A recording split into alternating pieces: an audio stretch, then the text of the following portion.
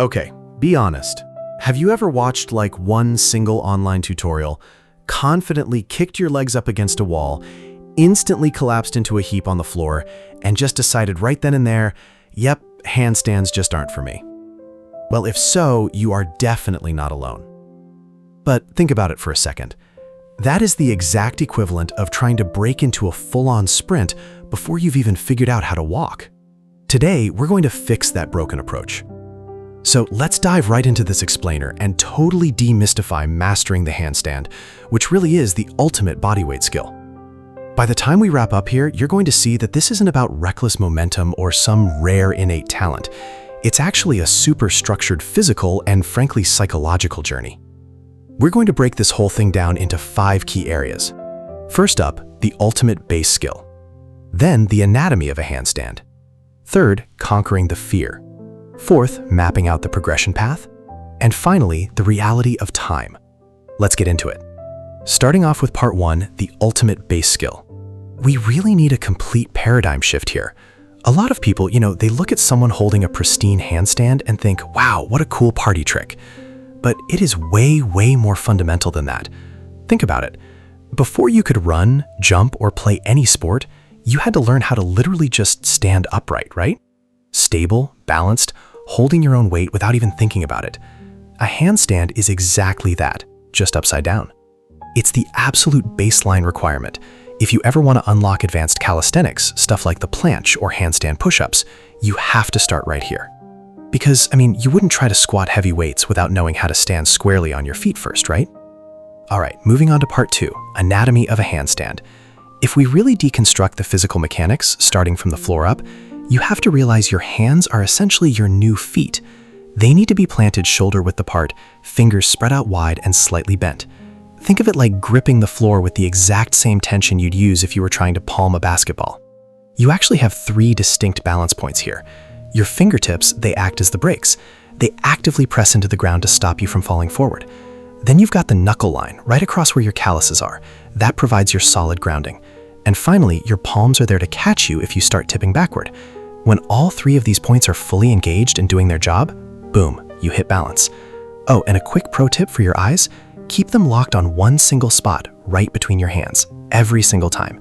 It gives your brain a stable reference point in all that upside down chaos. Okay, moving up from the hands, we hit the shoulders and elbows. Here, you absolutely need to establish what's called straight arm support. This means pushing tall and actively elevating your shoulders right up towards your ears. But crucially, your elbows must be locked straight in full extension. Why? Because straight arms means you're resting your entire body weight on your skeletal structure, on bone, not muscle. Seriously, if you rely purely on muscle strength to hold yourself up with bent arms, you are going to totally gas out in like 20 seconds flat. And then moving up to your core and legs, you've got to remember this golden rule. You want to be the stick, not the rope. Think about it. A stick is incredibly easy to balance on the palm of your hand because it's rigid, it's predictable. A loose rope, completely impossible. To become the stick, you need to lock in a hollow body hold, tucking your hips slightly and squeezing your abs and glutes at roughly a 40% effort.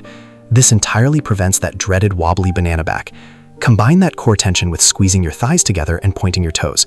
Loose legs swinging around will totally wreck your center of mass. Keeping everything tight makes you completely predictable.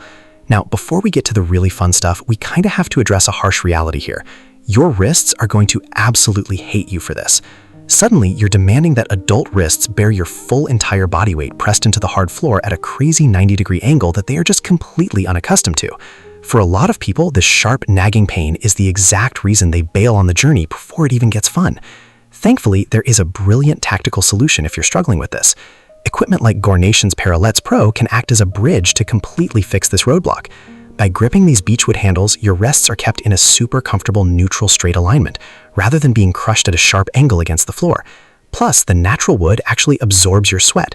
And trust me, this is huge because when your hands are literally the only thing standing between your face and the concrete, you do not want to be slipping.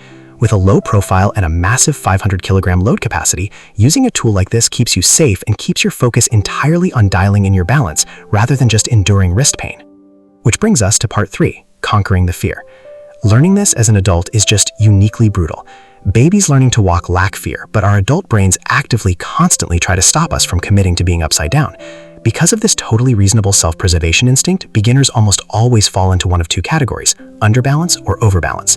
Underbalance is that safe but super frustrating failure loop. You're terrified of kicking up too hard, so you kick way too soft, you never even reach the balance point, and you immediately drop right back down to your feet. Overbalance, on the other hand, is when your weight tips too far forward, past your fingers. And yeah, this is the terrifying one.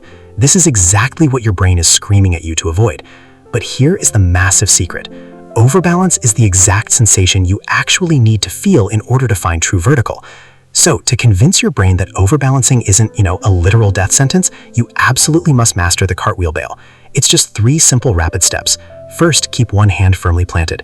Second, twist your hips and bring the legs over sideways. Third, step down safely. Hand, foot, foot.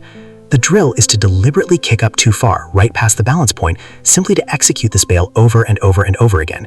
You are literally rewiring your brain here, teaching it that falling past vertical isn't dangerous at all. It just turned into a harmless, easy cartwheel.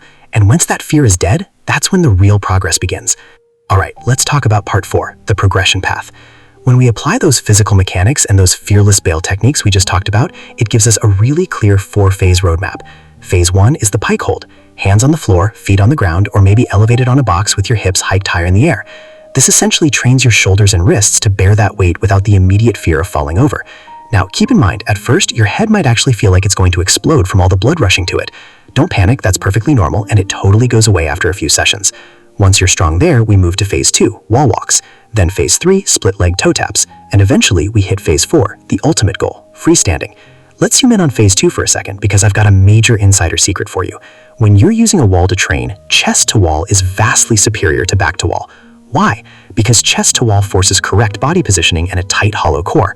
Seriously, back to wall honestly is a trap. It allows you to cheat. It actually encourages that terrible banana back arch we talked about earlier, completely sabotaging your form. Instead, walk your feet up the wall backwards, get your chest nice and close, push tall, and just rack up the time spent inverted, because time spent upside down is the single biggest factor in your progress. Then, once you're comfortable chest to wall, you unlock phase 3 using an absolute beginner's cheat code, the split leg posture. By keeping one leg resting really lightly on the wall and floating the other one out, you significantly lower your center of mass, making balancing mathematically so much easier. From this split position, you simply tap your resting foot off the wall and right back on. You're basically training your hands to actively catch the balance for like even half a second. Over time, those half-second taps stretch out, and before you know it, you are holding that split for a full 5 seconds off the wall. All right, moving on to our final section, part 5, the reality of time. It is incredibly important that we bring our expectations way back down to earth here. 30. That is the number of days most beginners expect it'll take to achieve a flawless freestanding handstand. They watch one slick social media tutorial, put a month on the clock, and when they aren't, floating effortlessly by day 30, they just quit. But the reality is, transitioning from the wall to a freestanding hold is messy. Your very first freestanding attempt away from the wall will look absolutely terrible. Your second one, probably going to look slightly less terrible. You absolutely must respect the timeline of the skill. Handstands take months, not weeks. That messy, wobbly, super frustrating phase, that isn't failure. That is literally what nervous system adaptation looks like in real time. Every single time you show up and catch your balance for just 1 extra second, your brain and your body are quietly leveling up. And while you are grinding away during those months, you're also quietly reaping some incredibly addicting hidden benefits. Long before you ever nail that perfectly clean freestanding hold, you're going to notice profound changes. Your shoulders will be significantly stronger. Your core is going to feel tighter and more locked in than ever before. And your overall spatial and body awareness vastly increased. You are literally getting stronger everywhere without even fully realizing it. So I'll leave you with this. Will your future self thank you for starting today? The handstand isn't just some physical party trick. It's a masterclass in patience, in alignment, and in totally killing your adult fears. Don't rush to sprint before you can walk. Start with the pike, master that cartwheel bail, and just commit to the upside down journey. Trust me, the world looks completely different once you flip your perspective. So, are you ready to take that first step?